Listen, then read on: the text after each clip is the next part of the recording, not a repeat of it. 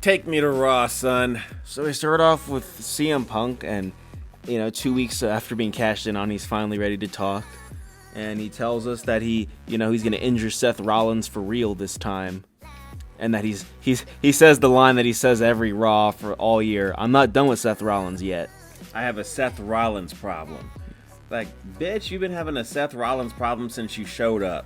It's like, hey, you have to remind us every time. Like, we know. Every Raw's gonna end the same. Y'all don't like each other. Every Raw starts the same. Every Raw ends the same. And this is not as fun as the Drew McIntyre feud, in my opinion. LA Knight comes out and he's telling CM Punk that Seth Rollins is his problem. And then Paul Heyman comes out, with the Vision. I guess they're called the Vision now. Yeah, okay, so they're called the Vision. And Paul Heyman says, well, we got a problem with you guys too, so we're gonna do a tag match. And then CM Punk says, yeah, I accept for both of us. And LA Knight says, no, you can't say that. I speak for myself and I accept for both of us. So then that means you're speaking for him.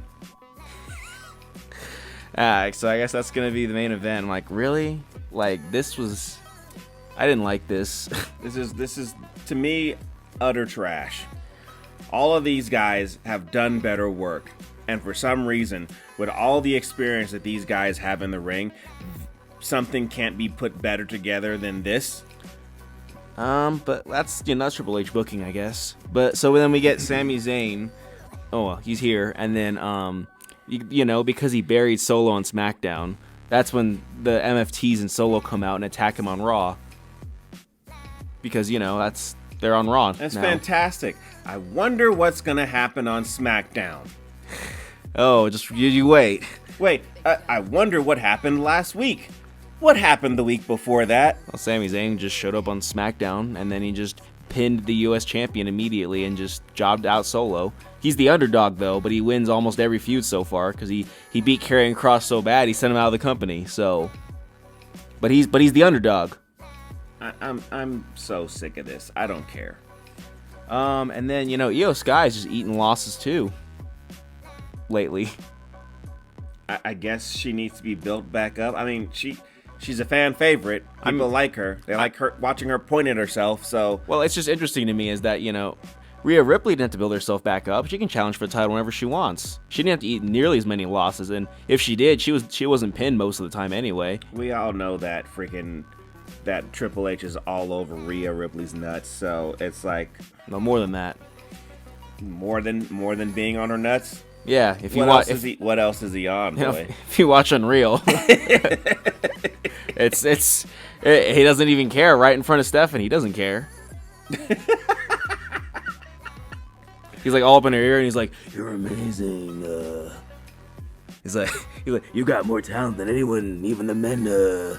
Let me know when you're done talking with Buddy. He's like, I'll divorce Stephanie. It's not that big of a deal. I got this. I feel like he's like that Persian king in 300. I mean, he is the king of kings. You're the king of WWE. Or queen, I guess. I mean, knowing him, he'll probably be like, you're the next king of kings. Yeah. But I mean, and there's gonna be a season 2 of Unreal, so there'll be more. Probably. So then after that, I guess Becky Lynch shockingly beat Maxine Dupree. And Natalya, she's gonna fight Natalya now, and I'm like, oh no, not Natalya, she's in danger now. She's in danger of actually freaking winning something.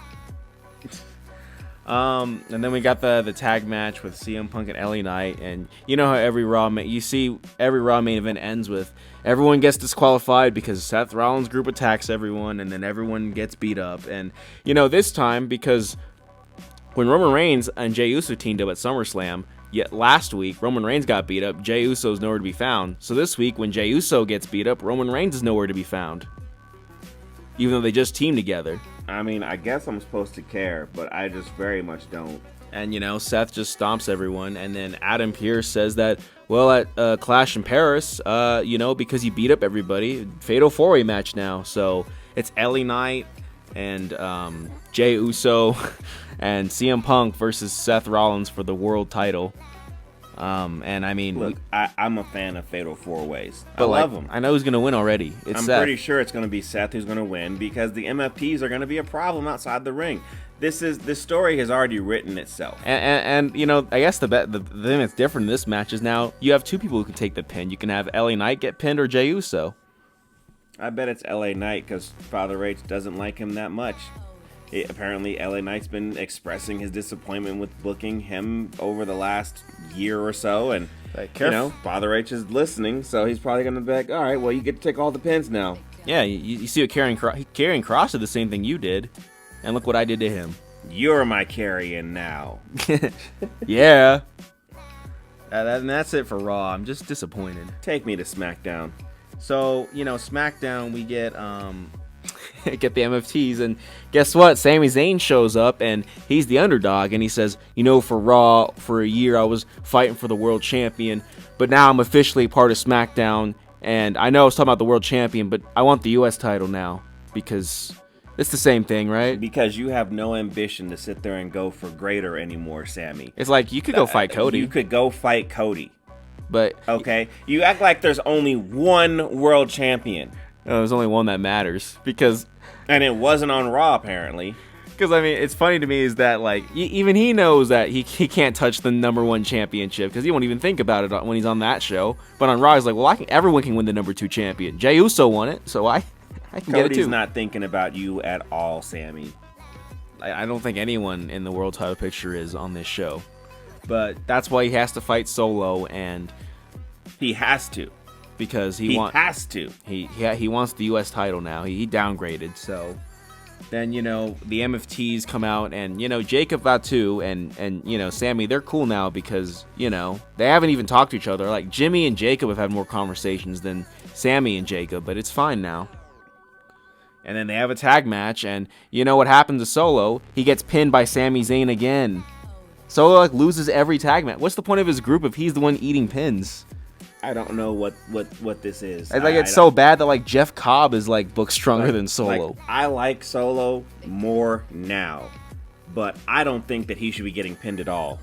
It's like Jeff Cobb takes less If pins. MFTs have to lose, there's 3 other assholes on the team. Pin one of them. Like, let's pin Solo, because that's, I mean, that'd be like having the bloodline and Roman Reigns gets pinned every time. I cannot stand this. I don't know. I was gonna say something more clever, but I lost it. I mean, you know, I guess you're not his favorite, Seth Rollins, because Seth Rollins will never get pinned by anyone. With his new group, he'll always pin the Vision. Yeah, you always pin like one of the Bronze. But you know, with Solo, since we don't care about him that much, he'll eat the pin every time, and he's holding the belt. Well, that's not the Vision. But you know, then we get, you know, Drew McIntyre, and we're like, oh, is Cody Rhodes gonna be here? So we're not even a month into this title reign, and he's already not here. Which I mean, I thought, you know, he's all tuckered out. Like, well, from what? WrestleMania, after WrestleMania, he took a break. Then he came back for like 2 months, won the belt, and then took a break again. I thought he was going to be doing the John Cena schedule. Well, I mean, it matched pretty well because John Cena wasn't here either. There you go. Like I said, Cody Rhodes is all tuckered out. And then Drew is here, and he says, you guys want to know why I did it? Drew actually cut a really good promo. I liked it. I mean, he said, Cody attacked me first. I was just defending myself. And from what it looks like, you're right. He's like, let's break it down. I was over here by this turnbuckle. He attacked me, so I claymored his head through a table. Like, it seems solid to me. Yeah, and then Drew says that I'm the nightmare now. I don't know about that. I mean, like, well, I'll tell you what's really going to be a nightmare when you lose. That's what's going to be a nightmare. Your nightmares are going to be realized again when Cody Rhodes beats you. So basically, every time Drew's main evented every Clash, and every single time he's lost. Yeah, he has. I didn't even think about that. Yeah, he has. So, you know, you can call him Mr. Clash, but he just never wins. Yeah. Like, every time. Like, does Triple H hate Drew at Clash? Does Triple H hate Drew? Because he's having Drew cut a promo on a guy who isn't the champion who isn't here right now. But, you know, since he's not Cody Rhodes' favorite, he's going to lose. Whereas Cody Rhodes does it, and he'll win every feud. I don't know what's going to go down, but what I hope is that I would love to see a shocker. Triple H, I will take back a few of the things I said. If Just a few. If Drew wins, If Drew wins, Clash at Paris. Is that where they're gonna fight at? Yeah, we'll do the thing we do with the EO. If Drew wins at Clash in Paris, we'll call Clash in Paris the best show. It'll be a great show. I would love to see that. I have not seen that kind of thing at all. Like, what if Cody Rhodes was a transitional champion to himself? You know what I'm saying? Like, I haven't seen transitional champions in a while, except for Jey Uso when he was the IC champion. And maybe Naomi. He transitioned himself back to Braun Breaker. So maybe Naomi soon. Yeah, I hear she's injured. I mean, you know who's gonna get that belt back? Son of a bitch. It's gonna be Rhea Ripley. Or if it's not Rhea Ripley, it will be Io, and then Rhea Ripley will beat Io for the first time, and then get the belt back forever. So at the end of the day, it's gonna be Rhea Ripley with that belt. What else happened on SmackDown, son? Then we got, of course John Cena isn't here, so that means Logan Paul isn't here. We're like 2 weeks away from 1 week away from Clash, and this feud isn't getting built. Brock Lesnar still hasn't appeared to tell his story, and that's par for the course. When he fought Cody, he didn't tell us nothing. Yeah, well now Cody's copying his schedule too. So, I mean, it's not good. A week of wrestling. So I guess next week better be like the best build-up ever, because he got 1 week to build up all these stories. They all have to be there for the go-home show at Clash of Paris that they've been promoting this entire time. This is just horse shit. Oh yeah, and Roman Reigns is gone now, so la-di-da. Hey, you guys, like, subscribe, hit the bell icon, do all the things all the other YouTubers tell you to do. Check us out on Blue Sky, X, and Instagram, and tune in next time because the next one will be available when it's ready. Bye.